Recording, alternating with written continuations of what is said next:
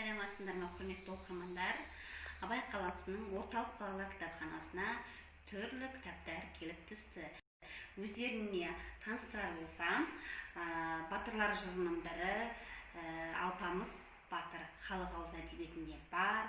Тілі өте қарапайым, тартымды, сонымен қатар ұғынықты жазылған. Балалардың ойын ұштап қана қоймай, сонымен қатар әртүрлі көркем суреттермен де бейнеленген. Бұл кітап, яғни рухани, жан-жақты десем артық айтқаным емес. Ал енді келесі кітап кішкентай балаларға арналған. Бұнда Айдаһар, бала Айдаһар туралы. Бала Айдаһардың бір өзгеше, жұрттан бір өзгеше қиыннан қиын деп ойлайды.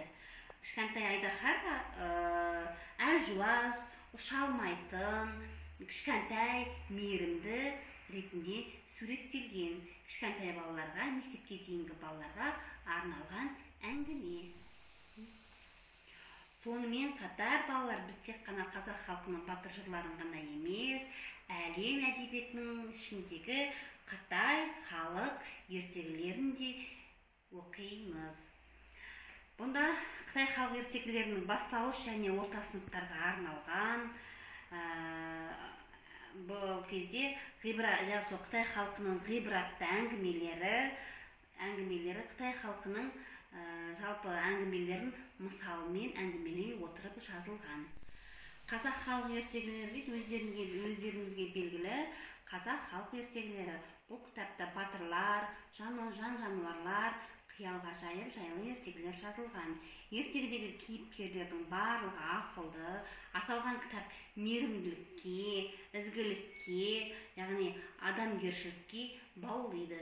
Қарапайым тілде жазылған, қазақ тілінде.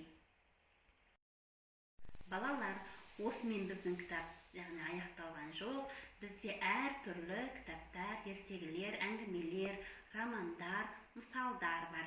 Және де қазақ тілімен қоса орыс тілінде де кітаптар бар.